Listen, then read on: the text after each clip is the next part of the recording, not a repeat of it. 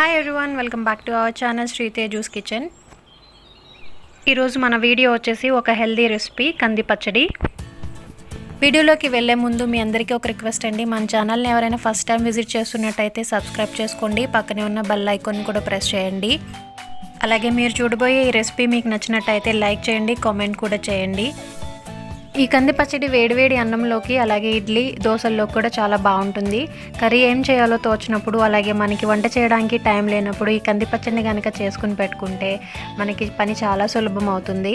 ఈ రెసిపీని ఎలా చేయాలో ప్రాసెస్ ఏంటో చూసేద్దాము.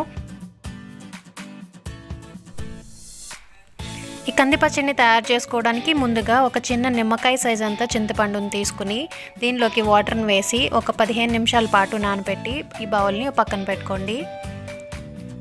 ఇప్పుడు గ్యాస్ ఆన్ చేసుకుని ఒక కడాయిని పెట్టి దీంట్లోకి 1/2 కప్పు కందిపప్పుని యాడ్ చేసుకోవాలి. ఈ కందిపప్పుని లో ఫ్లేమ్ పైన దూరగా వేయించుకోవాలి. ఇలా ఫ్రై చేయడం వల్ల ఈ పప్పులో ఉండే పచ్చివాసన అనేది పోతుంది. హై ఫ్లేమ్లో వేయించినట్టయితే పప్పు తొందరగా మాడిపోయి పచ్చడి అనేది టేస్ట్ మారిపోతుంది. కాబట్టి లో ఫ్లేమ్ పైన దీన్ని దూరగా వేయించుకోవాలి. ఈ పప్పు బాగా వేగి కొద్దిగా కలర్ మారిన తర్వాత దీంట్లోకి ఎండుమిర్చిని కారానికి తగ్గట్టుగా యాడ్ చేసుకోండి. ఎక్కువ కారం తినేవాళ్ళైతే మీకు టేస్ట్కి తగ్గట్టుగా ఎండుమిర్చిని యాడ్ చేసుకోవచ్చు.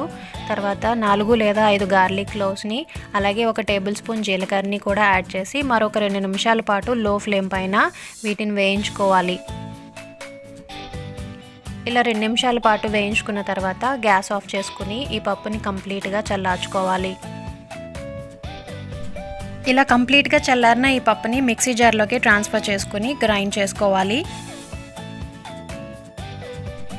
ఇలా పౌడర్ లాగా గ్రైండ్ చేసుకున్న తర్వాత దీంట్లోకి నానబెట్టి పెట్టుకున్న చింతపండుని యాడ్ చేసుకోవాలి. అలాగే మనం చింతపండుని నానబెట్టిన వాటర్ని కూడా ఇందులోకి యాడ్ చేసుకోవాలి. వాటర్ అనేది ఒకేసారి యాడ్ చేయకుండా మీకు గ్రైండింగ్కి తగ్గట్టుగా వేసుకోండి.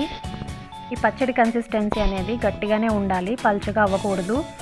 చింతపండును వేసి మరొకసారి గ్రైండ్ చేసుకోవాలి. ఇప్పుడు దీంట్లోకి రుచికి సరిపడా సాల్ట్, 1/2 టీ స్పూన్ పసుపుని వేసి పచ్చడి మనకి కొద్దిగా గట్టిగా ఉంది కాబట్టి మరి కొంచెం వాటర్ని యాడ్ చేసుకుని ఇంకొకసారి గ్రైండ్ చేసుకోవాలి. ఫైనల్గా గ్రైండ్ చేసిన తర్వాత పచ్చడి కన్సిస్టెన్సీ అనేది ఇలా ఉంటుంది.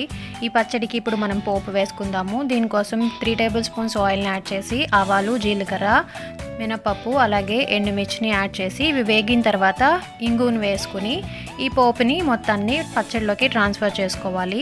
అంతేనండి, చాలా సింపుల్గా టేస్టీ అండ్ హెల్దీ కంది పచ్చడి రెడీ అయిపోయింది. ఈ కంది పచ్చడి అన్ని రకాల టిఫిన్లోకి చాలా బాగుంటుంది. అలాగే వేడివేడి అన్నంలోకి నెయ్యి వేసుకుని తింటే ఇంకా చాలా బాగుంటుంది. మీకు కూడా ఈ రెసిపీ నచ్చినట్టయితే లైక్ చేయండి. అలాగే మీరు ఈ రెసిపీని ట్రై చేసి మీకు ఎలా వచ్చిందో నాకు కామెంట్ సెక్షన్లో తెలియచేయండి. మరిన్ని రెసిపీస్ కోసం మన శ్రీతేజూస్ కిచెన్ని విజిట్ చేస్తూ ఉండండి. Thank you for watching.